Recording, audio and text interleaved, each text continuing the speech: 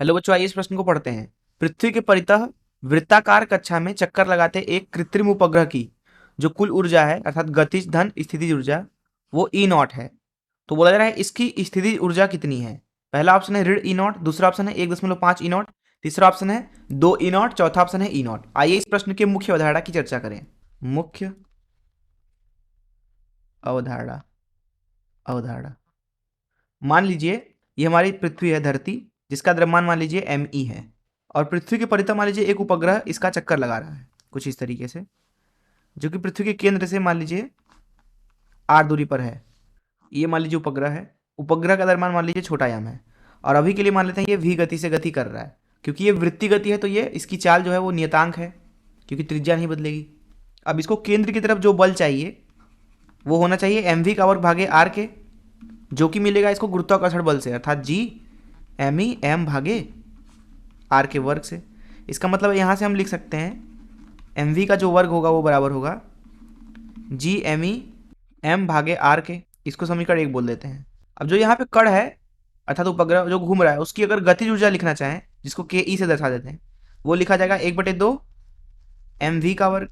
MV का वर्ग यहाँ समीकरण 1 से उठा के डाल देते हैं तो आपको मिलेगा गतिज ऊर्जा बराबर G ME M भागे 2R।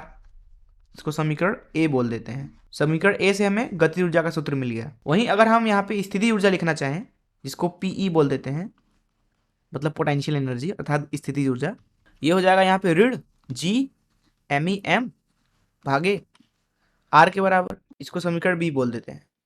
अगर आप ध्यान से देखें तो समीकरण ए से गतिज ऊर्जा और समीकरण बी से स्थिति ऊर्जा का सूत्र मिला, इसलिए यहाँ पे कुल ऊर्जा होगा E का मान गतिज ऊर्जा अर्थात KE धन स्थिति ऊर्जा अर्थात PE। गतिज ऊर्जा यहाँ पे है G ME M भागे 2R, स्थिति ऊर्जा यहाँ पे ऋण G ME M भागे R, अर्थात कुल ऊर्जा आपको मिला E बराबर ऋण G ME M भागे 2R। ये हो गया कुल ऊर्जा।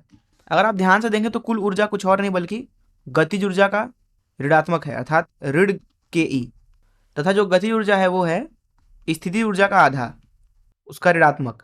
तो ऋण KE हो जाएगा PE भागे 2, अर्थात जो कुल ऊर्जा होगा यहाँ पे लिख देते हैं, हमें जो अंतिम रूप में सूत्र मिला है, कुल ऊर्जा E बराबर होता है ऋण गतिज ऊर्जा के ऋणात्मक के बराबर स्थिति ऊर्जा का आधा। तो ये सूत्र यहाँ पे हम काम लाएंगे।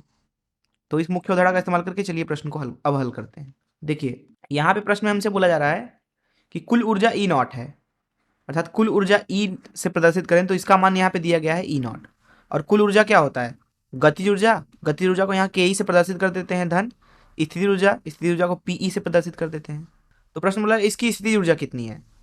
अब जैसा कि हमने मुख्य उदाहरण में देखा, जो कुल ऊर्जा होता है वो होता है स्थिति ऊर्जा का आधा अर्थात PE भागे 2, अर्थात यहाँ से स्थिति ऊर्जा का मान लिखा जाएगा PE बराबर 2 गुणे कुल ऊर्जा जो कि है E नॉट। तो 2 E नॉट हो जाएगा स्थिति ऊर्जा का मान।